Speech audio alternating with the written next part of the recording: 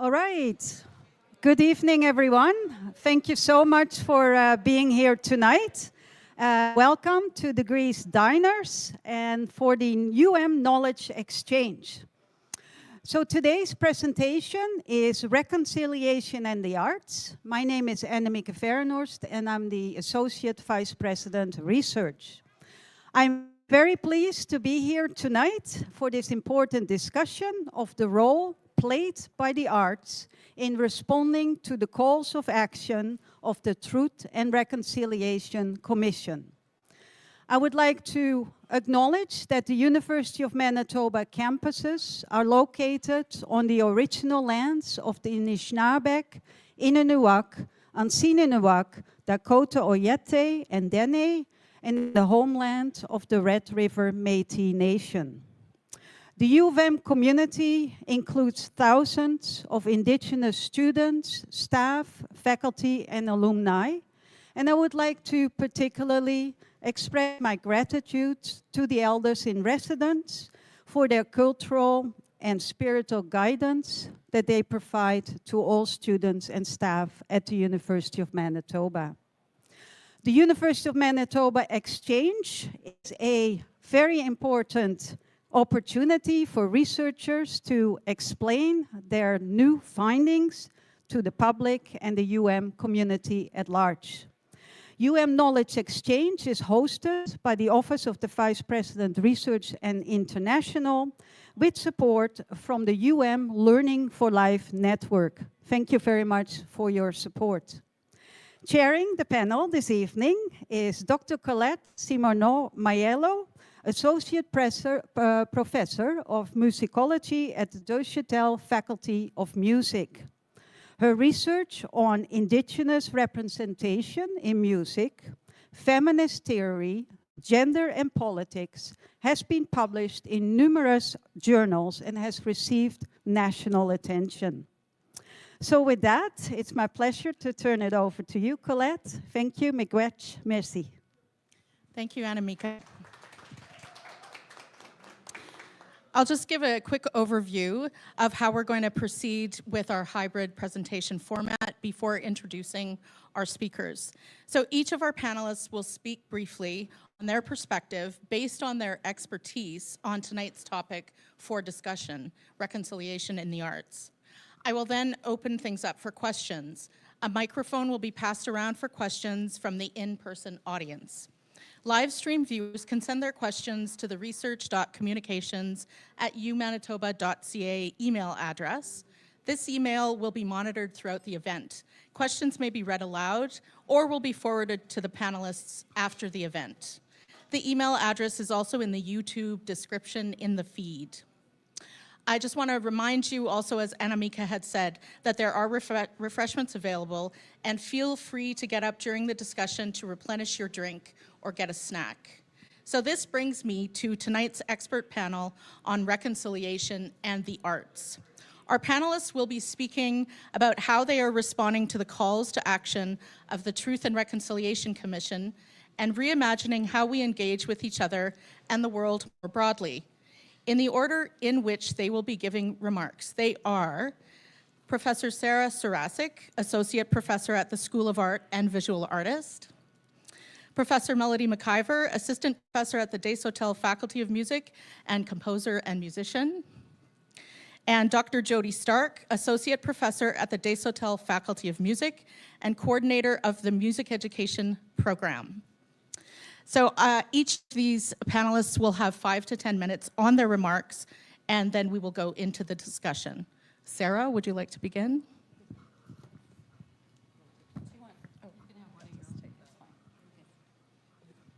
Thanks, Colette. Thanks for that introduction. And good evening, everyone. Thanks for having me, and thanks for coming. It's nice to see a group of people that want to engage with this topic of reconciliation and the arts. I look forward to our discussion. I look forward to hearing the remarks of my colleagues. So I'd like to start us off with the Truth and Reconciliation Commission's 2010 statement that, and I quote, "Artists have a profound contribution to make in expressing both truth and reconciliation." So I'm a visual artist. And so as an artist and as a settler committed to decolonization, I agree with this at the same time as I'd like to problematize it somewhat. Here I want to acknowledge that I'm being simplistic for expediency's sake. I've got 5 to 10 minutes. But in short, artists, of course, don't just express reconciliation.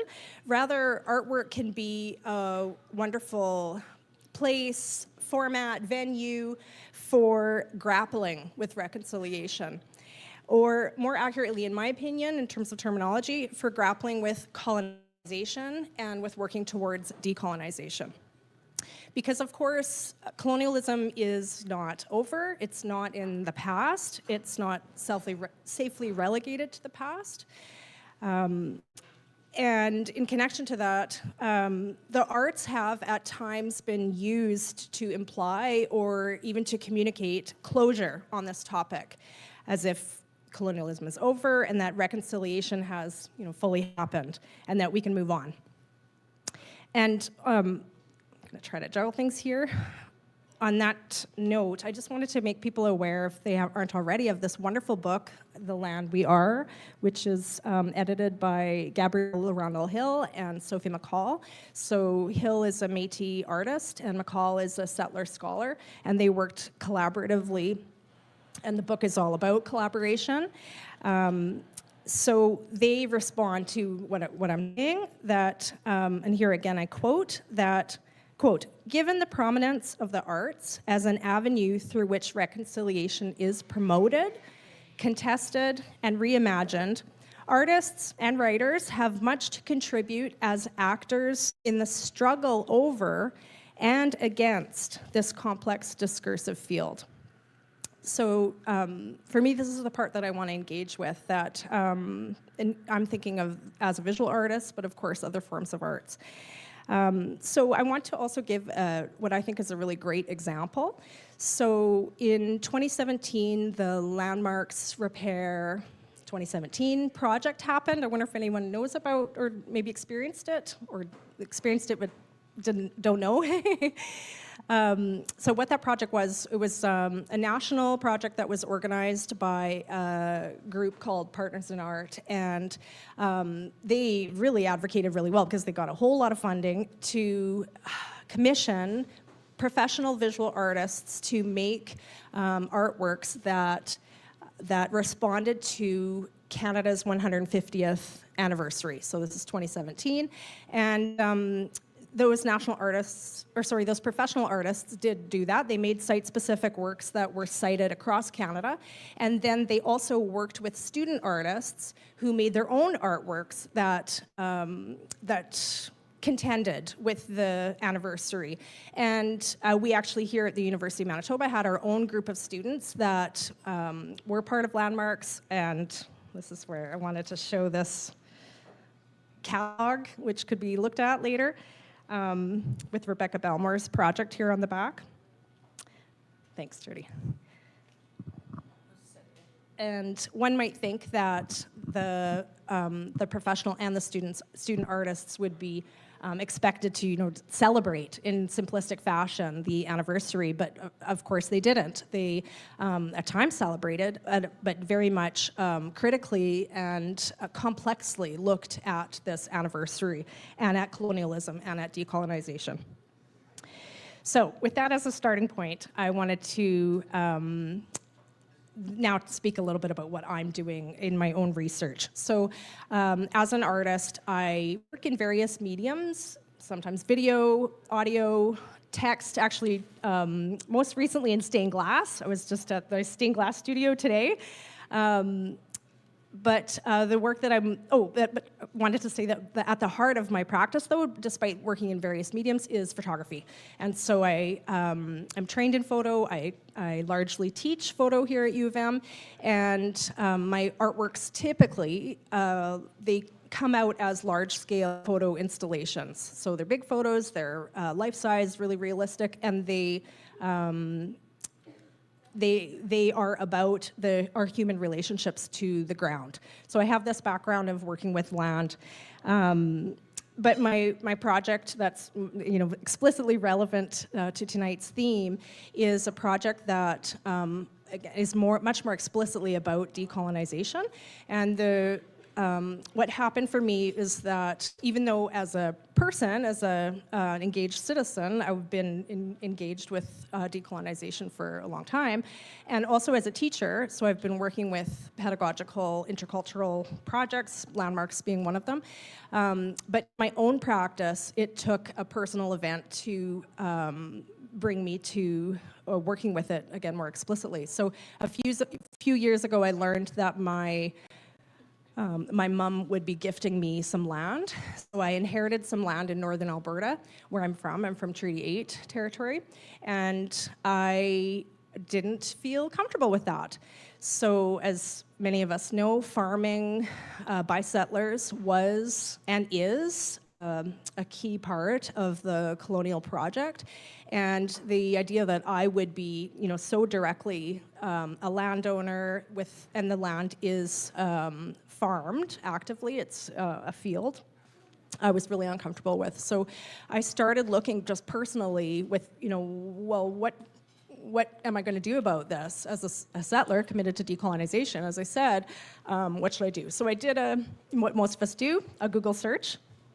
And I was surprised and quite disturbed to find that the internet gave me these two normal options. I'm going to be using a lot of quotes now because they are presented as like, oh, you could just do this, you could just do that. So one would be simply, again in quotes, continuing to, do nothing, continue the status quo, which is that I would, own this land. I would profit from it because the land is rented by some family friends who, because my dad died and my mom retired, and so the land has been rented to these, to a farming family. And we made rental profit off of it. And so that was one, basically status quo. And then the other option was, total polar opposite. And again, it was simple. You could simply give it back. And the give it back to me too is like not correct language, but this is how it was presented. And so from this, I thought, I want to know more about what else has been done. What are the other options? And so that is what my project is. So I'm looking at somewhere in between. Collaborative land use, collective land ownership, so things like trusts, commons, and indeed I am looking at repatriation. And my project is moving towards, so I'm about halfway through and I'm deeply in the research stage, and I'm moving towards formatting it as a photo installation. So coming back to the work that I typically do in terms of making installations. Although this one is going to be totally different because it's showing the research as part of the installation. The research partly in terms of like pragmatically, what do you do if you want to repatriate? How does that work?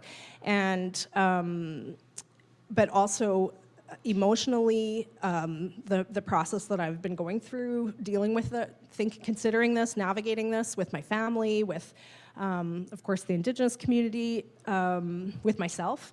And so I'm hoping that the information, like the practical how-to information, and then also representing that process would be helpful to others in the same position as me. With that, I'll stop there. Thank you for your attention, and I will pass the mic to Melody.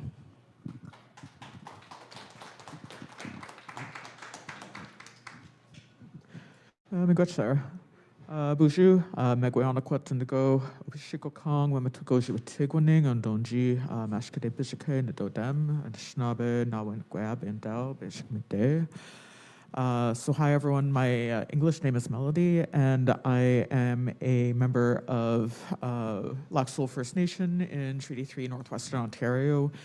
More specifically, my family comes from the community within Lac Seul First Nation, which is named Frenchman's Head, which I like to think of as a good metaphor for ongoing acts of reconciliation and maybe where the bar is placed.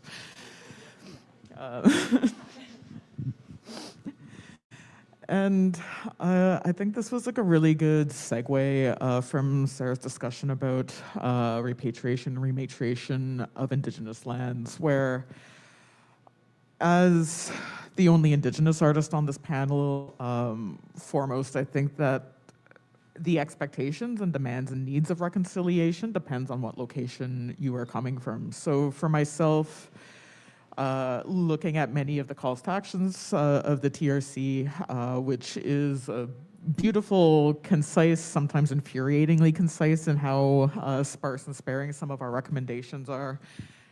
But I think there's a strength in having that left to interpretation as well. But I see how this document, for the most part, is directed towards like a Canadian majority that is non-Indigenous of coming to understand the legacy of residential schools and colonization more broadly and how that's shaped those that live in what is currently called Canada.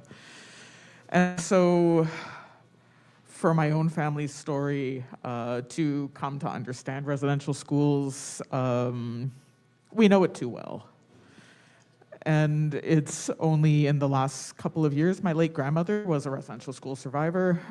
She didn't survive until the apology. She died in an industrial accident north of Kenora in the mid-1970s. My grandmother was buried in an unmarked grave because of the poverty of our surrounding family, and we only found the location of the grave 2 years ago, and we're still working on getting a headstone. So for me, that's where the bar is in reconciliation, where the residential school survivors in my family are buried in unmarked graves. And I think of the acts of chance and privilege and happenstance where I am privileged to be sitting here as a professional musician and artist, as a tenured professor. The majority of my family members on the Anishinaabe side of my family do not have university education. There's no university in Treaty 3 territory. Like, there's many access needs. And it's a common trope among my colleagues in like Indigenous professional positions of like, everything I do for my people. And like, yes, absolutely, I believe that. I try to hold this notion as a bit of a central value. That being said, the Faculty of Music has the dubious distinction of having the lowest per capita Indigenous students population on campus. So that puts me in this sort of double bind of like, how do I work for my people when my people aren't around me because of the structural inequities that have perpetuated this, where I can count the Indigenous professors of music in Canada on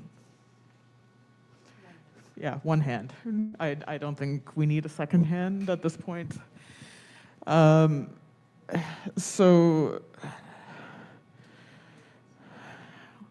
And I feel like when being brought into these reconciliation conversations, like I have to start at a different place where I could just walk up and tell you all about my artistic practice. I'm a strings player, composer. I do a lot of intersections between post-romantic string writing language and electronics and improvisation and a lot of oral history and yada yada. But I know that when I think of what my own family needs, what the youth that I've worked for in previous careers, where I was not a career track academic. The racism that I experienced in my graduate studies of music were enough to push me away from the field for a decade. I went home and I was working as a youth worker within my treaty territory in the town closest to my home reserve. And those experiences really shaped me because the reality check, the privilege check, where I ended up in a mental health job supporting First Nations high school students that need to leave their home at the age of 13 to go live in boarding homes of very varying quality and varying levels of care. And students, First Nations high school students, and I'm not talking residential schools, I'm talking today, there's a death toll. There's a death rate. We track the mortality of First Nations high school students that are from northern Manitoba, that are from northern Ontario, and we continue in 2024 Canada to track the mortality rate of our First Nations high school students. So for me, that's where the bar starts, and that is like the back context of, yes, I can talk to you all about my next string quartet, but I know that these aren't always the conversations that I'm going home with. And to think back to this notion of reclamation of land, over the last 2 years, I've been in, actually even longer than that, this is like close to a decade of when I was living in my treaty territory, of tracking down various elders and finding the person that had the oral history of like land use practice, where again, my grandmother died in the 70s and my mother's a 60 scoop survivor. So I had to do a lot of my own archival oral history work well outside the confines of a doctoral program, just for the absolute necessity of my own family's story.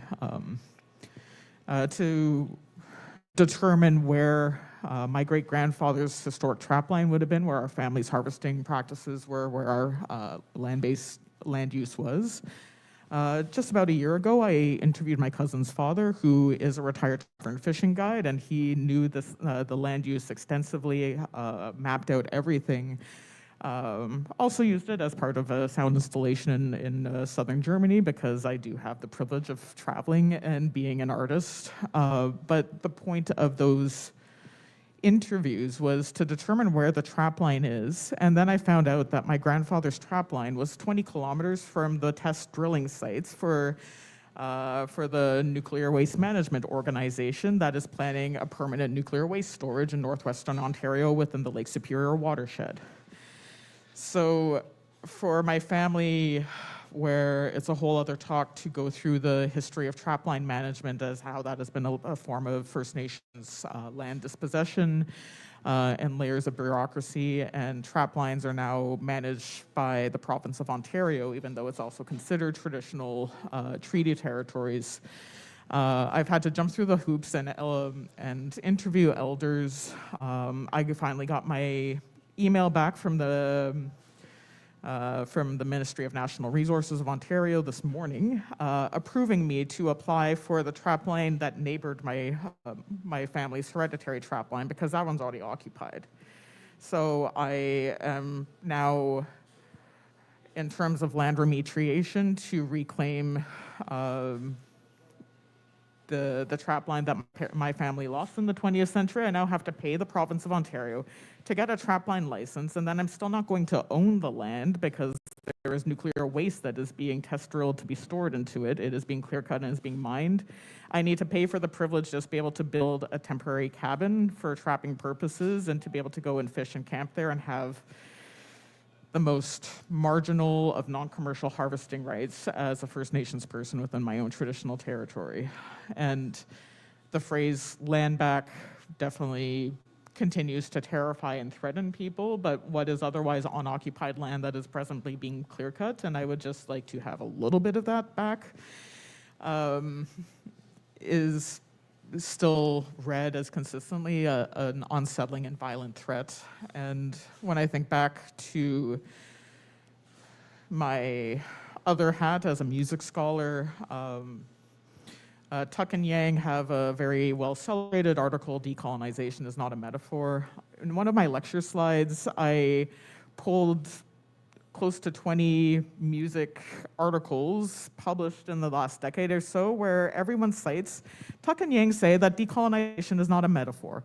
However, in this paper, I am going to proceed to use decolonization as a metaphor because this suits my my needs better in terms of musicology. So for me to be sitting in this discipline where there are few to no Indigenous musicologists, where people can acknowledge that decolonization is not a metaphor and it requires land back, but then make apologies and insist on continuing to use decolonization as a metaphor is just a very different starting point for reconciliation.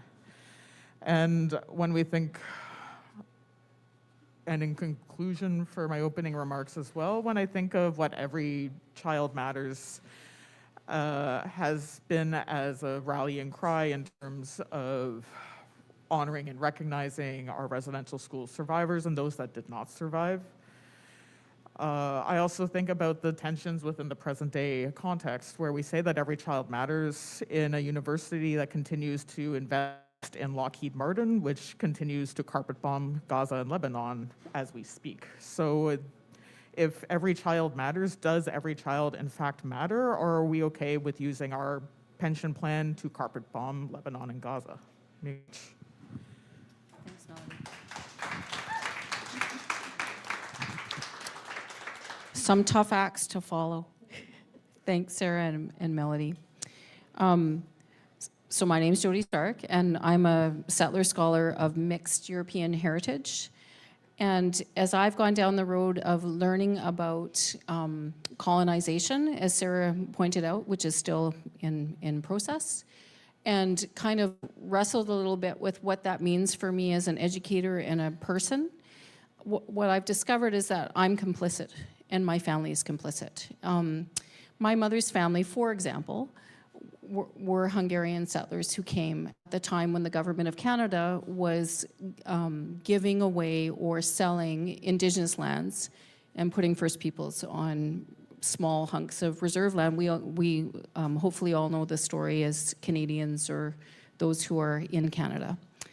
My mom's uncle was actually a land recruiter. So he was hired by the government of Canada, and he made money to entice Hungarians to come to southern Alberta in Treaty 7 territory on the traditional lands of the Blackfoot Confederacy and to occupy that land. And I've benefited from that land. Sarah, I can really resonate with what you're saying, and it's something that I think I probably need to look at too, because I'm going to own land in that territory. And Melody, I appreciate what you were saying about Tuck and Yang. Decolonization is not a metaphor.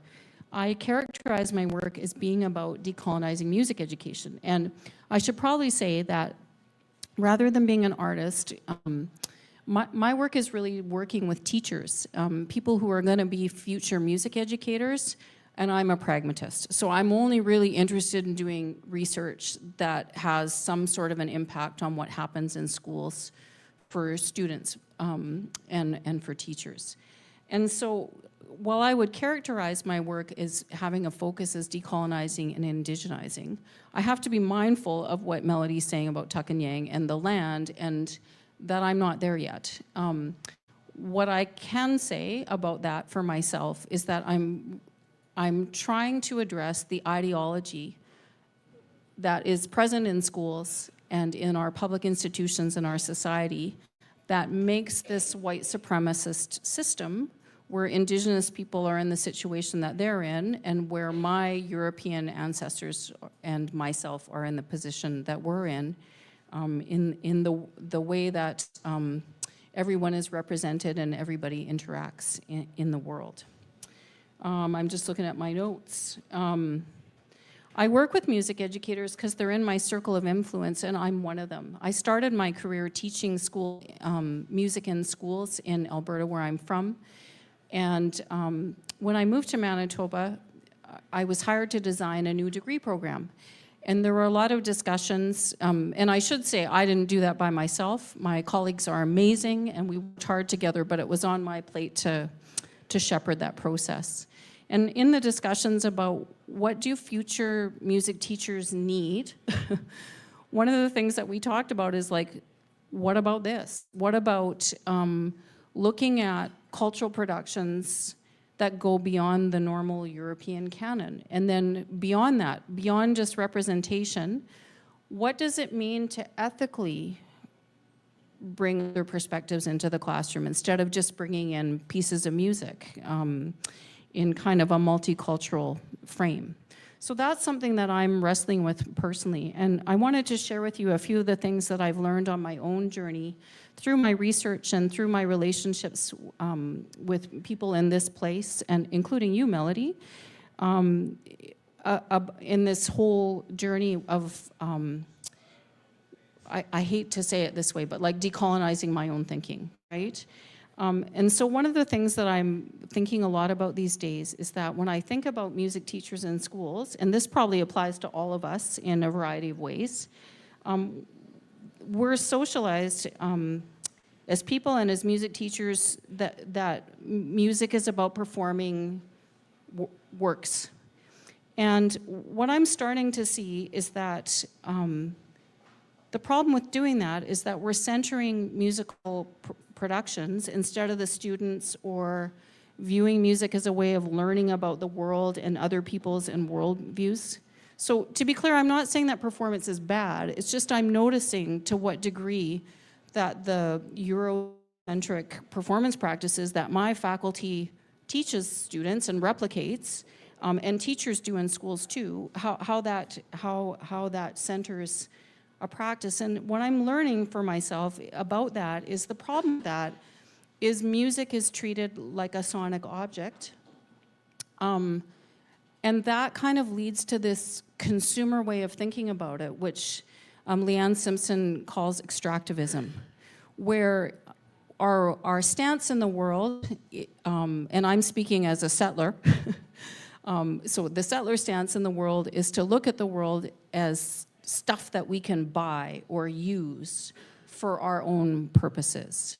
And so I've been thinking a lot about that. And I think music teachers are really scared about being woke and being called out for not doing the right thing. And so there's a lot of pressure right now to bring Indigenous perspectives and non-European perspectives into classrooms. But then also, the other thing is, then there's the danger of appropriation. And I like Sean Wilson's definition of cultural appropriation. I found it really helpful in my own work and my thinking.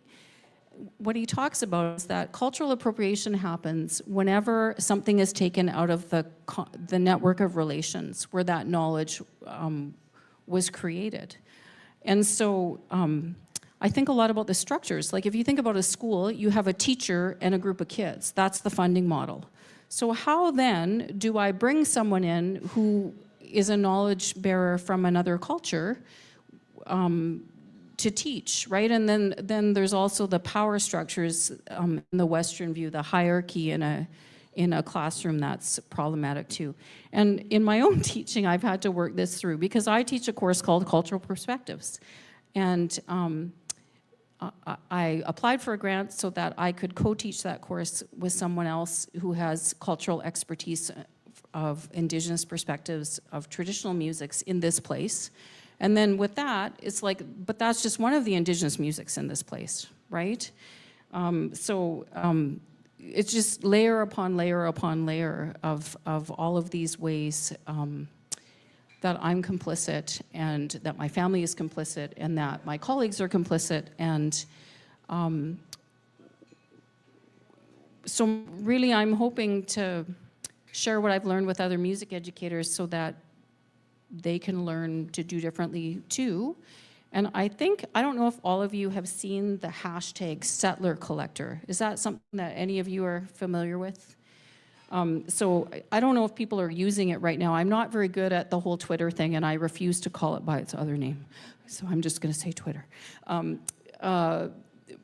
But it's the idea that if someone is causing a person, an Indigenous person to do labor that isn't their labor to do, that someone can use the hashtag settler collector to ask other people who are also settlers to step in and remove the Indigenous person from the conversation and the accountability that's needed or the learning that's needed. And that's sort of how I see my role as a music education scholar in working towards reconciliation, whatever that means. And I agree with you, Sarah, about the TRC.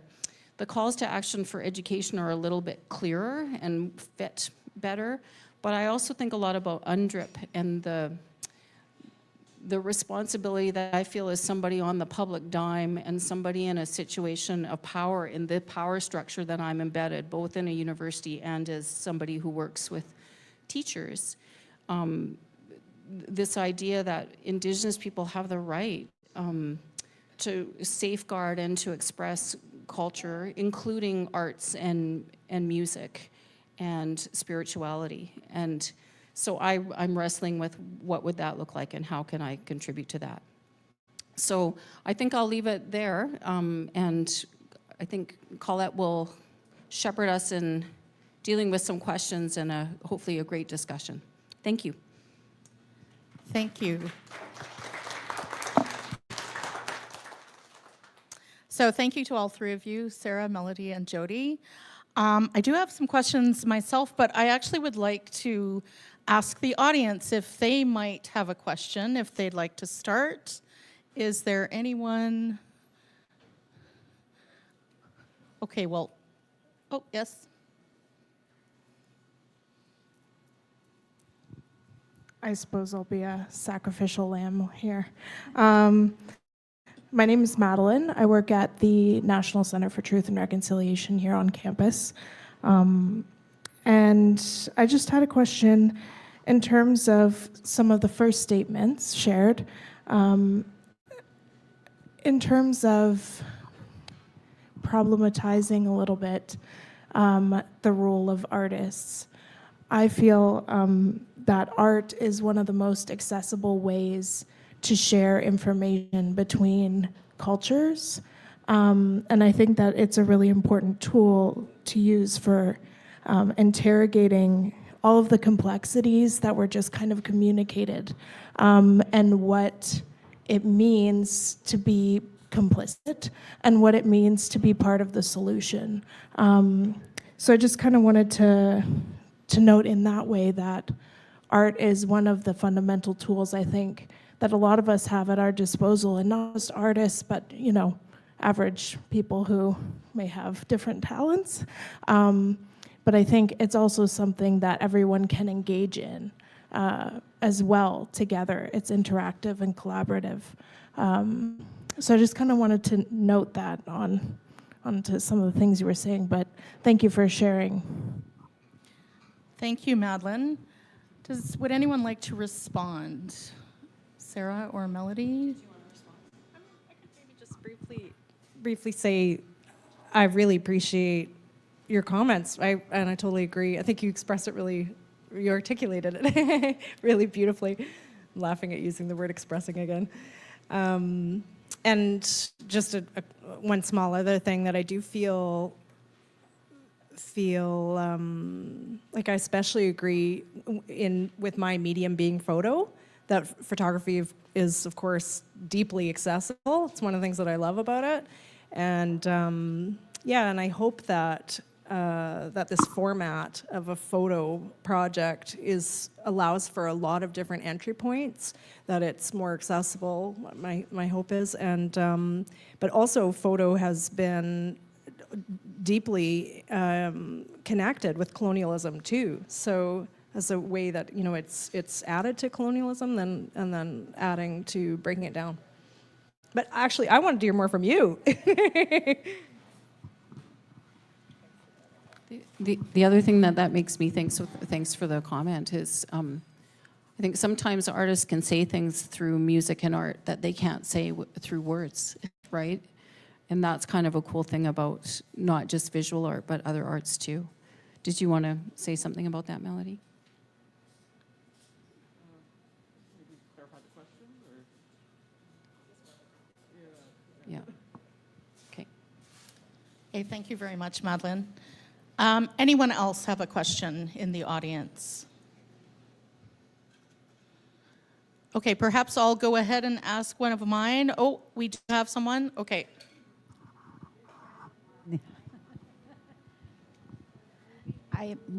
You might not see me, so I'm just going to stand up. So thank you so much for this wonderful conversation.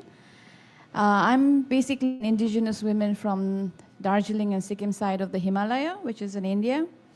And when I listen about art as art as an indigenous people also is a way of knowing.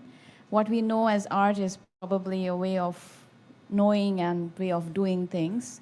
And I was really interested in Melanie, to see how you kind of incorporate the way of knowing of the elders, and, you know, because some of the ancient sounds are very important sounds, which is gifted, and no matter how we talk as art perspective, but that's a very sacred sound. And how in the commercial platform, how does it work? Because I think you also talked about commodification, because there are certain sounds which is used at certain times, and with this commercialization of sounds also, it's like, you know, I see a lot of appropriation happening, and where do you negotiate, and like, you know, what's the future of these, keeping these sacred sounds sacred? So, yeah. Thank you so much. Yeah, that's a great question, and I think that's one of the ones that often just keeps me up at night, trying to find the right balance point. And I think broadly, I'm often guiding my own work with who is the audience of this particular work and what is this work intended for. So much of my public-facing work interrogates Western classical music performance. So and this is part of my family story too, where my mother is also a professional musician, pianist and composer. She was part of what is known as the 60 Scoop, where Indigenous children were coercively, forcibly removed from their birth families and placed into non-Indigenous families, which is recognizably an act of genocide. So that's the short form and why I was brought up with Western classical music. It's a primary language as well. In my time as a young adult, once I finished graduate studies, I moved to Northwestern Ontario to spend more time reconnecting with elders in my community and having a better understanding of some of our ceremonial music practices. And for me, that is where this audience and intention is where I'm a member of the Medewan Lodge. I go to ceremonies. I hear these songs. I am very protective of these songs. And much of our ceremonial musical practice has been misused. There are protocols in place. I tell people there's a lot of Catholics. There's only one pope in terms of who is who is the ceremony leader and who is attending. So I put myself very much as a kindergarten student within a Medewan context. I'm really good at talking about Western appropriation and classical music and playing the viola. These are kind of two different hats that I wear within different musical frameworks. And so, wow, that's a much better mic position. And so I think always some of the audience questions of when I'm working in classical music, I know that it is going to be often a non-Indigenous audience, often non-Indigenous performers that are commissioning. So for me it's not that I am looking to share what is sacred, what is our traditional forms. I'm taking, Younging calls it, I think, the Indigenous creative license in terms of this is my independent individual opinion, but these are stories that I'm seeking to share. So a lot of my classical compositions and installation works that are more public facing have been built based on interviews with elders and oral histories. And when I approach elders in my community for these projects, I'm they know this is going to be on a speaker on a tree in Germany. This is who's going to be hearing. Are you okay? So it's very much an informed consent process of, there's been so much of what is referred to as salvage ethnography of anthropologists that have spent time in Indigenous communities over the since the advent of recording technology of better catch them before they're gone and just treating us like Pokemon. And so having a different curatorial practice of, I'm asking you these questions, this is for my own understanding, this is for public dissemination, what of your story do you want to share? And trying to provide as much nuance of how am I sharing and working with your words and providing that feedback. And I've usually been you know what, Melody, your music is really weird, but it's nice to hear my story. So I know that there's a level of taste that can't be fully accounted for either. There's generational gaps. I try to be humble and self-deprecating and know that, make my peace that my music doesn't have a 100% success rate with all of my elders. I'm a big hip hop fan. I know that that's a big generational divide in and of itself. I'm also a horrible rapper, so just an appreciator. Comes up a lot. So I know that in terms of when I'm dealing with our ceremony music, with our sacred music, It's only sharing and disseminating and having that discernment of like, is this appropriate to do so? So I might share like a drum song. I've been doing so more with like the Students for Justice in Palestine as a way of relationship building, because that, to my discretion, feels like a culturally appropriate manner of thinking of the intended purposes of these songs as they were created, being able to always holistically like share that context within the scope of my own knowledge. But I know that if I'm creating music for commercial release, that if I'm being commissioned to write a string quartet or a piano piece, that there's a lot of pre-curatorial discretion on my part of like, what do I feel is appropriate to circulate, to share more publicly. And concurrently, one of my late teachers, like Ron Indian Mandaman, like he always emphasized, like, we don't own this knowledge, this isn't for us. If someone asks you, you need to share this. And I continue to struggle with that teaching because of the extractivist demands that come up, as Jody was paraphrasing Leanne Simpson, who was also an important mentor for me early in my career. And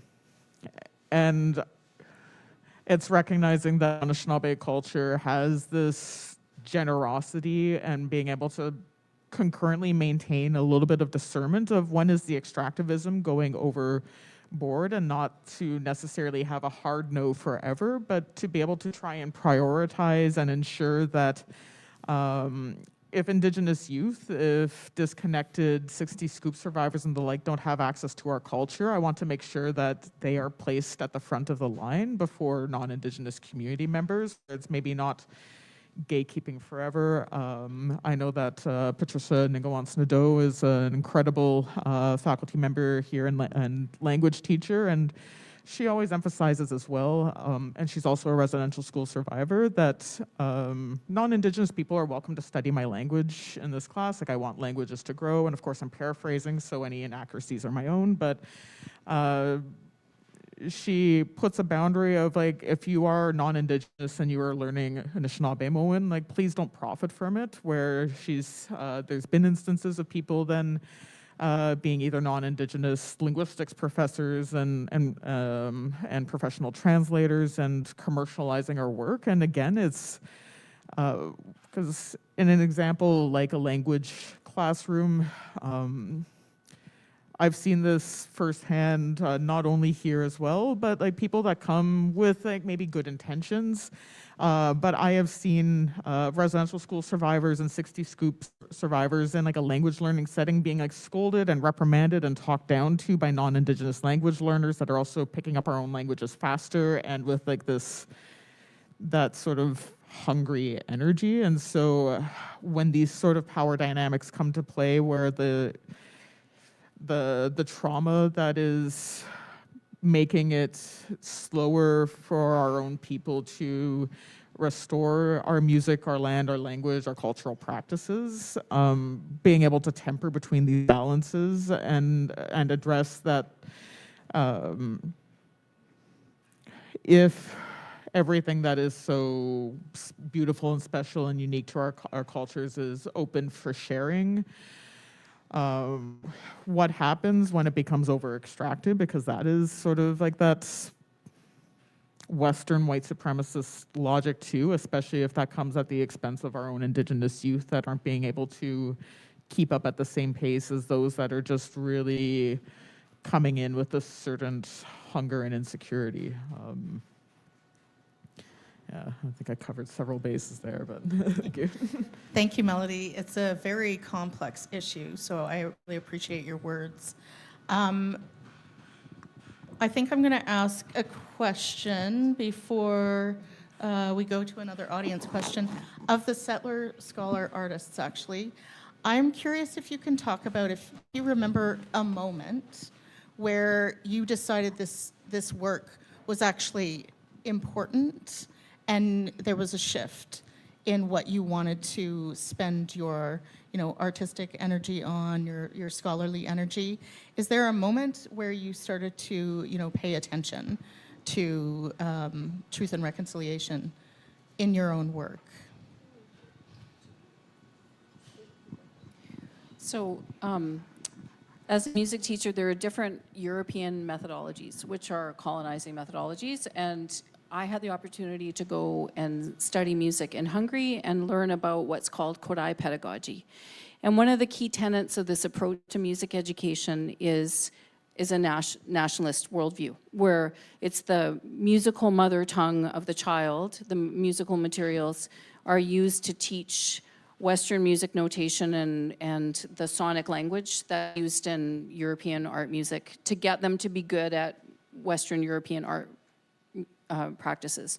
And so my practice as a teacher really was that. And then that idea of folk, that always bothered me, folk music. And what bothered me about it is it's like, well, who are the folk?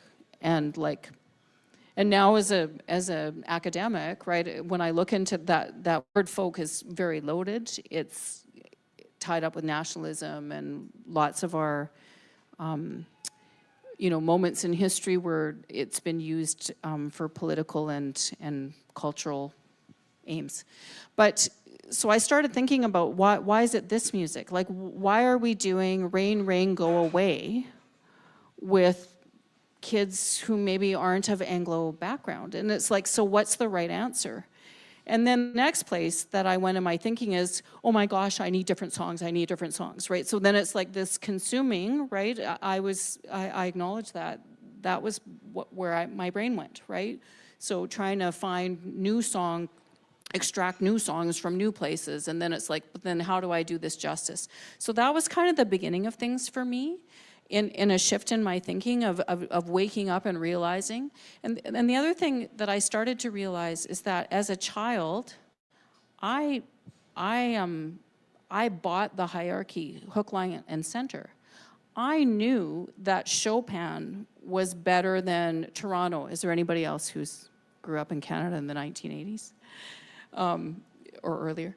I knew that was better music. I knew quote unquote better music, right? And I knew that I wanted to be the kind of person that read Charles Dickens instead of the Babysitter Club. That's a really bad example. You can fight me if you think the Babysitter Club is literature, because I don't. True confessions. Or like literature from other worldviews, right? And I can't even come up with an example, I have to be honest, because I don't have that background. So one of the struggles for me has been progressively trying to move away from a Western gaze on music and education, and then trying to find other frames, because the frames that are available to me easily are the Western frames. And then the other frames, like for example, an Indigenous frame, well, that's way more complicated because I'm not Indigenous. I don't want to engage in cultural appropriation. And then also, the frame is dependent on a relationship, right? So it's a long-term relationship with a specific person or community instead of a pan-Indigenous and an answer. And then things got really, that really started especially to become important to me when we moved here. I think I felt the import that this was the institution that had the National Center for Truth and Reconciliation. And that when I started looking at the demographics of who lived in Manitoba and who lived in the city, that there is this incredibly large urban and also Indigenous population, and that, like Melody was saying, they're not in our building, they're not in our program. Indigenous students are not the majority, there are very few, and starting to wrestle with that. So sorry, that was kind of a long answer. How about you, Sarah? This is a great conversation. Appreciate everything that's been said. I want to back up actually just briefly because I keep thinking about it and thinking about what you had said, Madeline, and then I will get back to your question, Colette. But I was thinking about artworks, visual artworks that really have stood out in terms of expressing this so much, like this nuance, and sometimes something contradictory, something really difficult, and in ways that, yeah, this is one of the ways that art shines. And I was thinking about Kent Monkman's, one of Kent Monkman's paintings is of children being really like ripped from their parents' arms to be taken to residential school. And I was thinking about how when I was first in university and I did a Native Studies, as it was called, at U of A at the time, minor, and I was learning about residential schools, but only a little bit, and it wasn't really until I saw that painting by Kent Monkman that, you know, and I still feel its impact. So it's just really true that sometimes, yeah, a different format's needed. And I was also thinking about Connie Walker's amazingly researched, well investigated, won a Pulitzer podcast called Stolen, which I really highly recommend. Because, and I was thinking, or why that one's on my mind, besides that it's amazing, is that spending hours and hours hearing about Connie Walker's journey in terms of like finding out, well, so much more about her father's and other family members' experiences in residential school and with sexual assault, and she was trying to get to the bottom of which priest had assaulted. You know, there's a lot there. I feel like I'm going too far already. But the durational aspect was so important, you know, spending hours and hours just really like in it with her, and that's still only 8 hours, you know, compared to, well, so much more. So yeah, thinking about the different characteristics that in this way, like duration, more like this was journalism, more like music. Anyway, so yeah, keep thinking about those two examples. But in coming back to your question, Colette, and that connects again to, you know, when I was in my early 20s and I was doing that minor and learning different things, but I wasn't an artist then, like a professional artist. I wasn't pursuing art at that time, and I wasn't ready to really confront colonization and decolonization in my own work.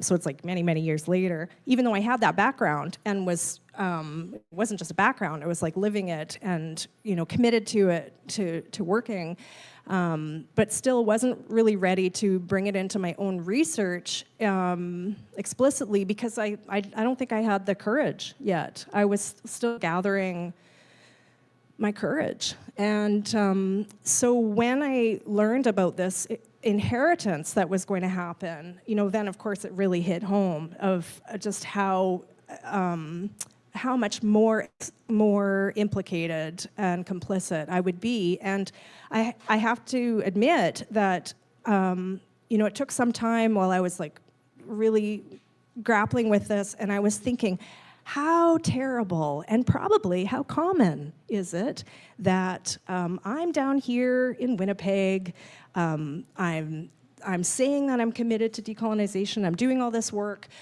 personally and in my teaching, but I could be privately benefiting and no one would know.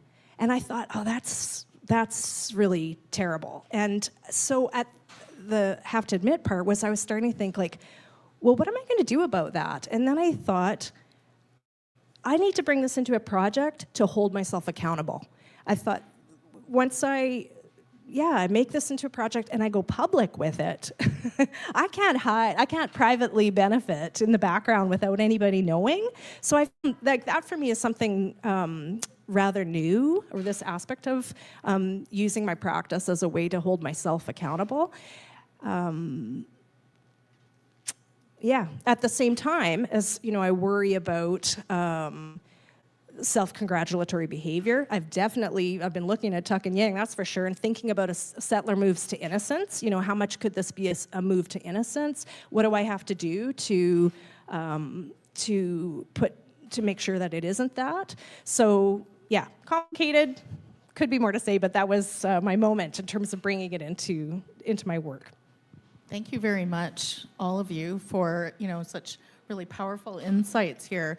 I want to double check with the audience to see if anyone has any questions We or have some online. Online Okay. questions.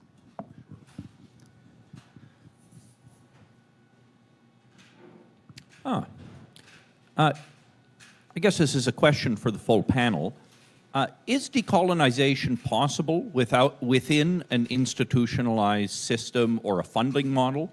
Or, in other words, will the tools of colonization still be useful in a future decolonized Canada? My goodness, who would like to start tackling this one? I'll start on a slightly more flippant end. As a status Indian, as legislated by the government of Canada under the confines of the Indian Act, which is just such a lovely archival apartheid era piece of legislation. When I was working for First Nations tribal councils, my salary was tax-free. And I keep on pushing to the union and anyone that will indulge me that it seems to my not a tax lawyer brain that with increasing amounts of urban reserves being developed on Winnipeg, it would be theoretically possible for the University of Manitoba to even start by what if we have a sub-finance office on an urban reserve? We could do more than just gas stations, because I would love it if University of Manitoba could, one, both invest in investing more in urban reserve infrastructure as an act of collaboration between First Nations, and then also payroll would be coming from urban reserve land. I could have a tax-free salary. We're not there yet, but I feel like this is one of that won't get us fully there, as I keep on harping on. I also want to see land back. So this also, I think in short answer, institutions rarely know. This is by definition a Western educational model. I believe it's Dylan Robinson that talks about kind of an additive inclusion of again, guilty as charged. I was hired as an Indigenous scholar, which means I am one of the sprinkles around the institution of let's make sure that there's more Indigenous people everywhere. Not the worst thing. I like my job. I like being here, but I also know that it doesn't do a lot for my extended family on reserve. It doesn't necessarily, as you can tell, my doors are not yet overflowing with Indigenous students to be studying with me. So I know that it's going to take me a good part of my career. I'm still an early career scholar to hopefully see some sort of shift in representational balance, and being able to work with more Indigenous students would be a dream. I love my non-Indigenous students as well, but as I've mentioned, there's a certain level of discernment of what is my audience, who am I sharing, for what purposes, and so that needs to be attended to. And it was very different where I know that my previous employer was a First Nations tribal council, and I was exclusively working with First Nations high school students. So I started my career in a very different manner in an Indigenous-led organization that was by and for Indigenous people, and I was still struck within certain colonial confines of various systems at play, but that was just a very different place to be working. I was a land-based educator. We would fly north. We would take students hunting. I'm not regularly bringing a shotgun to work here at the University of Manitoba, so I know that it's a very different job. We'd all get a day off if you did, it turns out. I will again inappropriately segue that if anyone has land where I could be hunting geese or deer within a 2-hour radius of Winnipeg, please let me know, because as an Indigenous person, it's very difficult to get permission to harvest. But I'm being increasingly sassy and flippant here, but I think we're always working within structures. Canada as a nation state is young and a structure. I see Facebook memes of look at this skin jacket. This is older than Canada. 1867 was really not that long ago. We're still quite nascent. And I mean, Manitoba post 1867, Alberta, not till the 1900s. So this, I feel all of these systems in place are just a moment in time where we look at the map of Europe, and there's European countries that have come together and split apart and the like. Much of Canada remains, and this is a whole other kettle in terms of what Western lawyers would say unceded territory. And as a proud council member of Treaty 3, I would like to emphasize that the numbered treaties are not land cessation agreements either, even though they often framed as such. But if Canada, even under Western law, remains a little bit of a question mark because Indigenous land has rights and recognition, and it means that that puts the nation state of Canada on shaky ground, and that logic extends to the university as well, where this is not a quote-unquote Indigenous place, and like, what does that mean as well, where Winnipeg is a meeting place. The Métis Nation is not responsive to the Anishinaabe Nation and various other Indigenous peoples that have called these territories homes. We have multiple levels of governance and multiple Indigenous nations here, so it is a lot to untangle, and I think we're all pleasantly skeptical and realistic of like what we can do within the confines of a post-secondary institution. Thank you, Melody. Jody or Sarah, do you want to talk about the possibility of decolonizing the university, or if I can edit the question a bit, a faculty of music or a school of art, if anyone wants to wade into those waters? Well, my colonized brain is going to think of a dead white guy. What I'm thinking about is Einstein's quip that we cannot, how does it go? The level of technology that created the problem can't solve the problem is the Jody Stark paraphrase. I probably got it wrong. So I think it's hard to imagine a decolonized structure from within the structure. And I don't know if my work makes a difference in a way because of this, right? So what I've been doing in my own research, trying to create changes in the structures of school and music programs is like, what if we had a different tool to think with? So currently I'm just starting a study looking at, what about local? What if instead of organizing our music program as we're gonna get a concert ready, we thought about, let's teach local. What would that mean, right? Would that help people to move towards thinking about, well, maybe it doesn't have to be performance, maybe it could be music creation, and they can invite Melody in to come do composition with their students, or maybe it could be looking at popular musics instead of the music of dead white guys, or folk songs, right, or whatever. Also, I think probably decolonizing the university would mean ripping down the university, including the buildings, right? Because this is an institution that I benefit from greatly and love enormously, but it's what it for? It's for educating European men. That's what was their original purpose from what I've looked into. So I think that's a reality. So this is the other thing.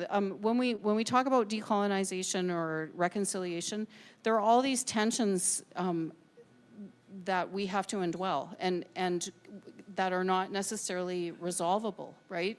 They might be irreconcilable. Is that the word? I don't know if I've got the right word. So part of the work for me has been getting used to standing in that place of the floor is not steady, and just being present to the incongruent nature of all of these different elements. Did you want to say something about that, Sarah?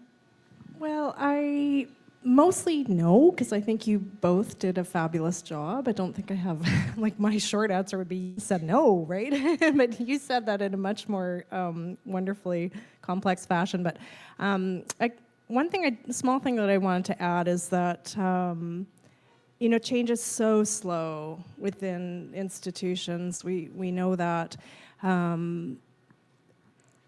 I'm thinking about the power that every single person has within, like in the art school, I'm thinking here, to come back to that, Colette, and it depends on the people. And so how much, that seems like that's a really simple, truism, but it really is true, especially when I think about things like academic freedom, about artistic freedom, artistic license, all those related concepts of the power that people have to take if, again, I think about courage. If you have the courage, but of course it's much more than that. If you have, the ability, the know-how, the support, the et cetera. But yeah, a lot can be done. But even just people knowing how much power they have, like that's for sure something that is, we're not encouraged to know that. So that in and of itself takes, well, all sorts of things perhaps, but yeah, thanks. Thank you, Sarah. Of course, go ahead, Jody. And what you make me think, Sarah, is that artists and musicians and dancers and everyone in the arts has power, right? In a different way. And if you're a musician, you teach. And if you're an artist, you teach. Maybe not, maybe less in art. But in school structures, music teachers have an incredible amount of power to make change because they're the person in an elementary school who teaches every kid. And they're the person who organizes the winter concert. And they're the person that organizes the assembly and decides what happens for Remembrance Day or Orange Shirt Day or whatever. I mean, they're not the only person, but they're a leader in all of those ways, right? And then I think our faculties could be that on our campus more, except for we're busy doing our other work, right? Our teaching and our research and our service work. And I think it's really exciting the way that artists and musicians are leading in these situations, right? Like everybody knows who Banksy is, and Banksy makes incredible social commentary through his work, and that's true of many Indigenous and non-European artists and etc. So that's what your comment made me think, for what it's worth. And in turn, I'm glad that you brought up just how busy we are, and that's not a coincidence, right? That when I said like the people have power, I meant to hopefully do good, right? To do good work, but you also need time, and but I was wanting to just speak up for just the wonderful role that the arts play in society, and that's something that is so important and that has to be protected. Thank you very much. Let's check in with the online audience and the in-person audience to see if anyone has any questions.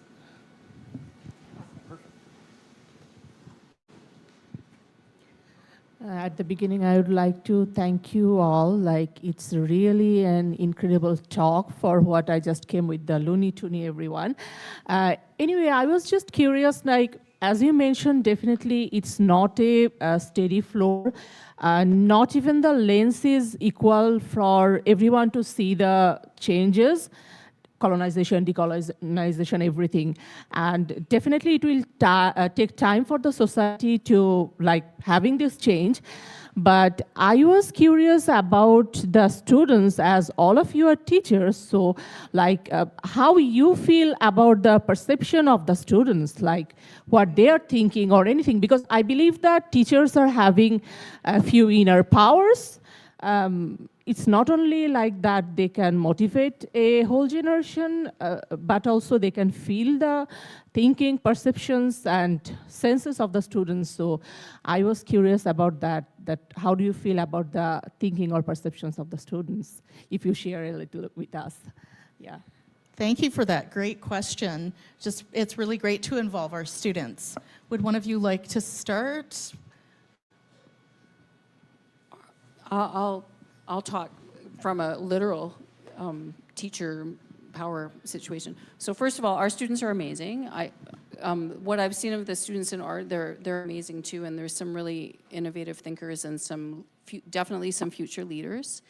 One of the things that I notice is the structures that exist make it really hard for the students that I work with, who are going to be teachers in the school system, to do differently. And so what happens is they come and hang out with us, and they take a course with Melody, and they have to hang out with me, and we talk about all of these issues in one 3-credit-hour course, which is literally 33 hours of their life if they come to all the lectures. But then they go out to the Faculty of Education, who does a great job of educating future teachers, and they do their practicum, right? So then they go into a school setting, and they work with a in-service teacher who might be replicating colonial structures without realizing it, right? It's like the movie The Matrix, right? We don't know that we're swimming in the water that we're swimming in unless we work to discover that or have some sort of a moment of cognitive dissonance that snaps us out of it. And then we have to be willing to step through the door and take the red pill. Is it the red pill? I can't remember. I think it's a red pill. Sorry for the geeky metaphor. So that's one of the things that I'm finding incredibly frustrating because they get sucked back into the system, except there are a small percentage of students who do want and do different things. So that's for the people who are being teachers. But I think for the people who are being musicians and artists, from what I'm seeing of your students, there's some pretty exciting stuff that's happening. Do you want to speak to that, Melody? Do you want me to do that? Yeah. Did you want to? Sure. Yeah, I think that all of our students are great, and I think like a lot of nuance and context, whereas I said earlier, many people are starting from different places, and so it really depends where and when we talked about like how can we, I'll air quote, decolonize the university, giving open lectures for free to the public as part of the Encampment for Palestine over the summer, like was like the most attended undergrads I've ever had. And by majority, they were mostly international students. When I talk about colonization, when I talk about genocide, one, they're watching it unfold in real time, and two, they've experienced it themselves. These international students coming from other colonized countries as indigenous, global majority racialized peoples, like they got very intuitively anything that I was sharing, and it was just a matter of like, okay, for the British did this with you, and the British did with us here. Like here's like the 80% overlap in the Venn diagram. Colonization, settler colonialism, these are structures, these are patterns, they repeat themselves. There's always like a little bit of Australia doesn't roll out exactly like Canada, but if you look at the shared experiences of Indigenous peoples, like there's familiarity. And so I find that especially when I have the chance to be really candid with our international students, that they feel on like a gut level a lot of these experiences of colonization that Indigenous people share, that it takes a lot longer for non-Indigenous Canadian-born students to sometimes get there. And for a lot of my teaching, I'm mostly teaching like third-year elective classes. So I know that my students, like they are choosing to be in my classroom, that they want, that they have a breadth of music history electives they could be taking, and they're choosing to choose mine. And they're wonderful. They work really hard, and I think sometimes they just take a little longer to get there because like we have to do a lot of on-programming of like what they're understanding, what they've been taught in Canadian public schools. Has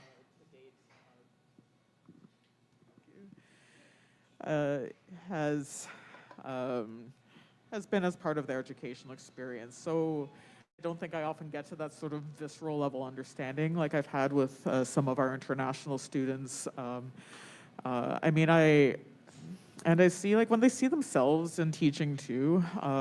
We have a lot of Filipino students in the School of Music, and Filipino people are Indigenous Pacific Islanders, and some of my readings this past week have been from like Hawaiian Indigenous scholars, and some of these Hawaiian scholars are like hybrid Filipino people, and like you just see how their eyes light up, like, oh, like we're talking about the Philippines, like okay, I understand this now, like here I am, and then they can contribute. Like my understanding of Pacific Island indigeneity is, I try to lead with that humility of like, can be an expert here, like this is not my knowledge base.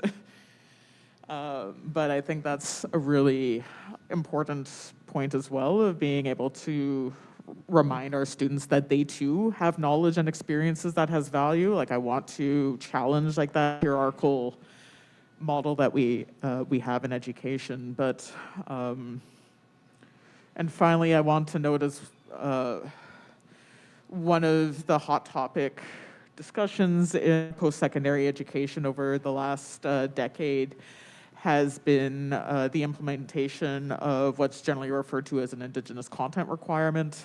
We have some colleagues from the Faculty of Indigenous Studies here where I think the burden has disproportionately fallen on teaching these classes. And so for those that aren't familiar, the Indigenous content requirement is sort of a mandatory Indigenous studies class that anybody in the Faculty of Arts, which is always like the largest faculty in a university, has to take as part of their degree, just as you would have a social science and a science sort of like breadth humanities electives as part of a major in political science or journalism, whatever Faculty of Arts program. Over the last decade or so, the majority of Canadian universities have now implemented Indigenous content requirements as well, which is very much following Truth and Reconciliation recommendations, is trying to indigenize as part of recognizing that the secondary level education has also failed our students, so now we're trying to catch up, especially that as Canadian universities increasingly rely on international student tuition to continue to function, which is also extractivism coming from our end. And international students aren't going to be well-versed in Canadian Indigenous history because they weren't raised here, so through no fault of their own. But I think of these as kind of the tensions where this is where you see the resentment from a certain level of students. This is where a lot of Indigenous faculty and teaching assistants have received a lot of hostility, a lot of pushback, a lot of resentment. You hear the level of entitlement of like, why am I being forced to pay for this course? Like, I don't want this. Like, this is social engineering. And like, nobody says the same thing about like their mandatory science elective that comes as part of their degree. So I think this is when like the masks comes off a bit for as wonderful and amazing as many of our students are. We also know that like white supremacy is systemic, racism is endemic. These are not gone from society at whole. So of course these tensions come up within the university as well. And so as an Indigenous scholar within the Faculty of Music, I'm not teaching the mandatory Indigenous classes, so I think I'm sheltered from a lot of the worst tensions that are experienced. And it's not exclusively Indigenous faculty that teach these classes either. Like, I think that settler collector kind of notion can be helpful of where this is a great place for allies to help do some of the unpacking as well. But when Indigenous studies is pushed through to people that aren't yet ready to be receptive, then it means that there's going to be a pushback. And that is like a point of tension that I think causes a lot of additional stress and labor on behalf of especially Indigenous faculty that's has to develop and implement this curricula. Thank you very much for your comments on our students. Sarah, do you want to give one last comment before we close about students in art and how they may be responding to these new ideas in our curriculum? I don't think that my comment should be a final comment, but right. Just like really briefly, yeah, I think again what my colleagues have said is very accurate and wise, and I've learned a lot even just tonight, and I really appreciate that. But I definitely have experienced that the students in our School of Art, but also previously were in other institutions where I've taught, like, they're hungry for learning. And I'm thinking about these, like this Landmarks project. This is why I wanted to give a shout out to my students, so you can see afterward. But a previous project that I worked on that's also intercultural in that it was purposefully half Indigenous, half non-Indigenous, both groups of students so hungry. And like given the right context in terms of the safety and that they wanted it, they were just so happy to be learning and to be learning together. Thank you, Sarah. I said it would be the final comment because we're running out of time, actually. But I did want to mention, too, in my own response to our last question, in my classroom, I teach very differently from what I learned, back in the 80s and the 90s. So things have changed, but again, it's all very incremental, and we have a long way to go. So in closing, I'd just like to thank everyone for coming tonight and engaging in tonight's discussion. Thank you for all the questions. I hope you found it informative and got as much out of it as I did. Again, Sarah's brought a number of books, so I really encourage you to just stay for a little bit more time and maybe we can visit for a while. But thank you and have a good night.